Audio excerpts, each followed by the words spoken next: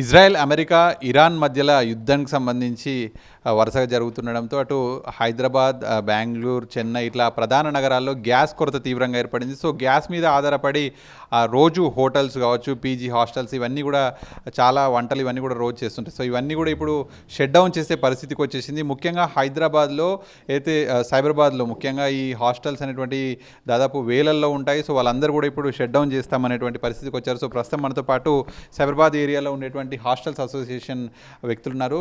ముందుగా మీ పేరు చెప్పండి, అండ్ పరిస్థితి ఎలా ఉంది హాస్టల్స్లలో ఈ గ్యాస్ కొరత వల్ల? నా పేరు అమర్నాథ్ రెడ్డి అండి, IT card hostel association president. మనకి ఈ Israel and US and Iran యుద్ధం వల్ల మనకి గ్యాస్ కొరత అయితే ఒక వారం నుంచి డిస్ట్రిబ్యూషన్స్ అయితే బాగా ఇష్యూ ఫేస్ చేస్తున్నారు. మేము కూడా డిస్ట్రిబ్యూషన్స్తో మాట్లాడుతున్నాము. మేము ఒక 1 వీక్ నుంచి సెంట్రల్ గవర్నమెంట్ పెట్రోలియం శాఖ మంత్రితో మాట్లాడుతున్నామండి. అట్లీస్ట్ ఈ హాస్టల్స్కి, ఈ హాస్పిటల్స్కి, ఎడ్యుకేషన్స్ సెక్టార్స్లో వాళ్ళకి ఎమర్జెన్సీ కింద కమర్షియల్ సిలిండర్స్ సప్లై చేయమని కోరుతున్నాము అని చెప్తా వచ్చారు. మాకైతే రాబోయే 15 రోజుల దాకా అయితే మా దగ్గర స్టాక్ ఉంది, తర్వాత తీవ్రమైన ఇబ్బంది పడే పరిస్థితి ఉంటుందని వాళ్ళు చెప్పారంట. కానీ మాకు సడన్గా నిన్నటి నుంచి అయితే మాకు చాలా సమస్య ఉంది. మేము అనుకోలేదు ఇంత తొందరగా ఈ సిలిండర్స్ సప్లై ఆగిపోద్దని అనుకోలేదు. ఆల్టర్నేటివ్ డీలర్స్ చెప్పడం ఏంటంటే ఆల్టర్నేటివ్ మాట్లాడుతున్నాము, చేస్తున్నాము అంటే వాళ్ళు ఏదైనా మాట్లాడి పరిష్కరించి తీసుకొని వస్తారనుకున్నారు. కానీ మాకు నిన్నటి నుంచి సిలిండర్ సప్లై ఆపేసేశారు. మొట్టమొదటి మేము అడిగేది కూడా ఏంటంటే ఇది మాకు కమర్షియల్ సెక్టర్ కాకుండా డొమెస్టిక్ సెక్టర్ కింద కానీ హాస్టల్స్ని కానీ తీసుకురాగలిస్తే ఈ సమస్య కూడా ఉండదండి. ఎందుకంటే ఇదంతా ఒక ఫ్యామిలీ రన్నింగ్, ఒక ఫ్యామిలీలో కింద ఉండి ఒక 100 మంది పిల్లల్ని పెట్టుకొని నామినల్ ఫీజులు తీసుకొని హాస్టల్స్ రంగం అండి. దీన్ని పూర్తిగా కమర్షియల్ సెక్టార్ కింద కన్సిడర్ చేయడం వల్ల కూడా ఇది ఒకటి సమస్య అనుకోవాలి మనము. మేము అనేది ఏంటంటే ఈరోజు నిన్నటి నుంచి సిలిండర్స్ లేవు. దాదాపు హైదరాబాద్ నగరంలో ఒక 11,000 హాస్టల్స్ దాకా ఉన్నాయి. ఈ 11,000 హాస్టల్స్లో 10 లక్షల మంది పైన మన ఐటీ ఎంప్లాయీస్ కావచ్చు, నాన్ ఐటీ ఎంప్లాయీస్ కావచ్చు, విద్యార్థులు కావచ్చు హాస్టల్స్లో స్టేయింగ్ ఉంటున్నారు. ఈ హాస్టల్స్ అనేది ఈరోజు చాలా లో బడ్జెట్లో అన్ని ఎమ్యూనిటీస్ ప్రొవైడ్ చేసి స్టేయింగ్ ఉంటున్న వ్యవస్థ. మరి ఈరోజు వీళ్ళకి ఫుడ్ అనేది మేజర్ రోలు. ఆ ఫుడ్ లేకపోతే పరిస్థితి ఏంటి? మేము ఏం చేయాలో మాకు కూడా నిన్నటి నుంచి అర్థం కాని పరిస్థితి అండి. నిన్న మేమందరం కూడా అసోసియేషన్ వైపు నుంచి మాట్లాడుకున్నాము. ఏం చేయాలో ఆల్టర్నేటివ్గా పిల్లలకు కూడా మనం ఎలా చెప్పాలి, ఎలా అర్థం చేసుకుంటారు, వాళ్ళు దీన్ని ఎలా తీసుకుంటారని కూడా మాకు కొంత భయంగా ఉంది చెప్పాలంటే. మేము పిల్లలకు కూడా చెప్పాము, ఏదైతే గ్యాస్ కన్జంప్షన్ ఎక్కువ ఉందో దాని మీద ఎక్కువ డిపెండెన్సీ మనం బ్రేక్ఫాస్ట్లో దోశలు కావచ్చు, పూరీలు కావచ్చు, ఇట్లా మనం ఆయిల్ ఐటమ్స్ బోండా, వడ, టీలు, కాఫీలు అవి లేకుండా ఆల్టర్నేటివ్గా వాళ్ళకి ఉప్మా, పొంగల్, ఇట్లా మనం లెమన్ రైసు, ఇవి లంచ్లో కూడా డీప్ ఫ్రైలు కాకుండా nominal lunch, dinner nominal lunch ఇవి ప్రొవైడ్ చేస్తామని చెప్పాము. ఇవి ప్రొవైడ్ చేయాలన్నా కూడా నిన్న నైట్ నుంచి మళ్ళీ ఇంకొక ఆందోళన, వీటికి కూడా ఎలా ప్రొవైడ్ చేయాలి? సరే, మనము వీటిని కట్టెల పొయ్యిలు పెట్టి వండాలంటే ఇప్పుడు హైదరాబాద్ నగరంలో కట్టెల పొయ్యిలు పెట్టి వండేంత ప్లేసు హాస్టల్స్లో లేదు. ఉన్న దానికి కూడా పక్కన వారు కూడా అబ్జెక్షన్ పెడతారు. ఎలా చేయాలి దీన్ని? మా సైడ్ నుంచి ఏంటంటే మనము సెంట్రల్ గవర్నమెంట్ వారు ఖచ్చితంగా దీని గురించి ఆలోచన చేసి కోవిడ్ టైంలో హాస్టల్స్ ఎంత క్రిటికల్, హాస్టల్స్ క్లోజ్ చేయొద్దని చెప్పని ఉన్న సివియారిటీ ఎలా అర్థం చేసుకున్నారో ఈరోజు కూడా గవర్నమెంట్ దీని సివియారిటీని అర్థం చేసుకొని ఇక్కడ లక్షల మంది నివాసం ఉంటున్నారు కాబట్టి ఎక్కడికి పోయే పరిస్థితి లేదు కాబట్టి ఆల్టర్నేటివ్గా వాళ్ళు కూడా హోటల్స్ నుంచి, రెస్టారెంట్ నుంచి కూడా ఆర్డర్ పెట్టాలంటే పెట్టే పరిస్థితి కూడా లేదు. అక్కడ కూడా వాళ్ళు కూడా అదే పరిస్థితి ఎదుర్కొంటున్నారు. హాస్టల్స్ మన హోటల్స్ రంగం కూడా, రెస్టారెంట్స్ కూడా నిన్న మొన్న వాళ్ళు కూడా ఆందోళన చేశారు హైదరాబాద్ నగరంలో. మరి ఇప్పుడు వాళ్ళకి ఆల్టర్నేటివ్ సోర్స్ కూడా లేదు. మనం ఏం చెప్పాలంటే ఈరోజు ఉన్న పరిస్థితిని బట్టి ఏం చేయాలనేది మాత్రం అయితే మాకు దిక్కుదోచిన పరిస్థితి ఉంది, క్వశ్చన్ మార్క్గానే ఉంది. దయచేసి దీన్ని ఎమర్జెన్సీ కింద ఈరోజు సాయంత్రం లోపల ఏదైనా ఒక డెసిషన్ తీసుకొని ఆల్టర్నేటివ్ సోర్స్ మీకు ఏర్పాటు చేస్తాము, ఇది లిమిటేషన్ సిలిండర్స్ మీకు ప్రొవైడ్ చేస్తాము, దాంట్లో మీరు ఇవి కుక్ చేయండి, ఇవి కుక్ చేసుకొని నడిపించండి, ఈ యుద్ధం సద్దుమణిగేదాకా అని చెప్పి కానీ నిర్ణయం కానీ తక్షణం ఎమర్జెన్సీ కింద కానీ తీసుకొని నిర్ణయం తీసుకోకపోతే మాత్రం తీవ్రమైన పరిస్థితి ఎదుర్కొంటామని చెప్పని తెలియజేస్తున్నానండి. ముఖ్యంగా ఈ ఐటీ కారిడార్ అంటే ఈ సాఫ్ట్వేర్ సంస్థలు ఉండేటువంటి ఏరియాలో చాలా హాస్టల్స్ వచ్చేసినాయి ఒక 5-6 ఏళ్ళుగా. సో ఒక 50 మంది ఉండేటువంటి పిల్లలు ఉండేటువంటి హాస్టల్స్కి ఎన్ని సిలిండర్స్ అవసరం ఉంటాయి, అంటే ఒక నెలకు ఎన్ని సిలిండర్స్ అవసరం ఉంటాయి? సో ప్రస్తుత పరిస్థితి ఏంటి సిలిండర్స్? అంటే ఇదంతా బల్క్ కుకింగ్ అండి. యాక్చువల్గా బ్రేక్ఫాస్ట్, లంచ్, డిన్నర్ కనీసం 50 నుంచి 100 మంది చేయాలంటే ఒక ఫంక్షన్ చేసేటట్టే అవుతుందండి. ఖచ్చితంగా ఒక 30 సిలిండర్ నుంచి 1 సిలిండర్ వరకు పర్ డే పడుతుందండి ఒకరోజు 100 మంది లోపల ఉంటే. అదే 100 మంది పైన ఉన్నారనుకోండి 1.5 సిలిండర్ టు 2 సిలిండర్స్ పడుతుంది, కమర్షియల్ పడుతుంది.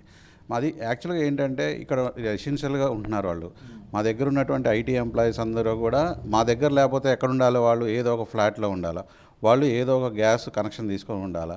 ఇది మాది రెసిడెన్షియల్ యాక్టివిటీ కాబట్టి మేము గవర్నమెంట్ని కానీ అథారిటీస్ని కానీ మేము రిక్వెస్ట్ చేసేది ఏంటంటే దయచేసి దీన్ని రెసిడెన్షియల్ యాక్టివిటీగా చూడండి.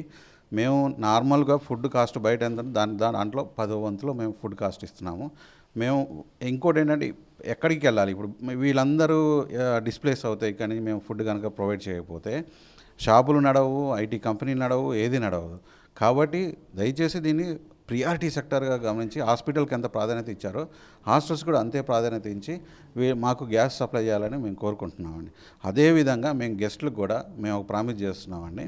కరోనా టైంలో కూడా మేము ఎన్ని ఇబ్బందులు వచ్చినా కూడా హాస్టల్స్ మూవ్ చేయకుండా హాస్టల్స్ నడిపించామండి. మేము ఇప్పుడు కూడా ఎన్ని ఇబ్బందులు వచ్చినా ఆల్టర్నేటివ్ కుకింగ్ మెథడ్స్కి వెళ్ళి వాళ్ళకి మ్యాక్సిమం అంటే ఆల్టర్నేటివ్ కుకింగ్ అంటే ఇప్పుడు పిల్లెట్ దానికి కానీ లేకపోతే స్టవ్స్కి కానీ లేకపోతే కట్టెల పొయ్యిలకు కానీ ఏదో ఒకటి, లేదంటే ఏదైనా ఒక దగ్గరలో ఉన్న ఒక ప్లేస్ చూసేసి ఇద్దరు ముగ్గురు హాస్టల్స్ కలిసి వండుకోవటం కానీ ఇట్లాంటి ఆల్టర్నేటివ్ మెథడ్స్ అన్నీ వీఆర్ థింకింగ్ సీరియస్లీ.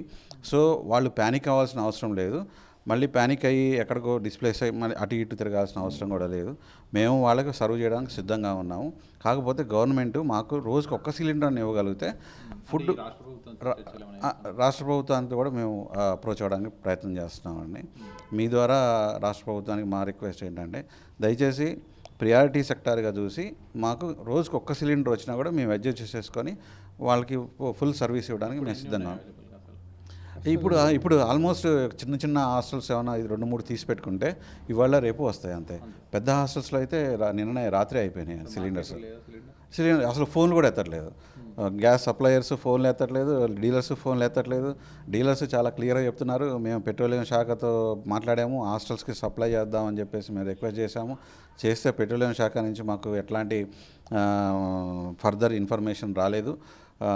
అది కూడా కమర్షియల్ యాక్టివిటీ కింద కన్సిడర్ చేయండి అని చెప్తున్నాం. కాకపోతే డీలర్స్ కూడా మా తరపు నుంచి ట్రై చేస్తున్నారు హాస్టల్స్ వర్క్ ఇవ్వాలని. ఎందుకంటే వాళ్ళకి తెలుసు హాస్టల్స్లో ఇబ్బందులు ఏంటో, వాళ్ళు రోజు వచ్చి వేసిపోతున్నారు కాబట్టి వాళ్ళకి తెలుసు, కాబట్టి వాళ్ళు ప్రయత్నం చేస్తున్నారు.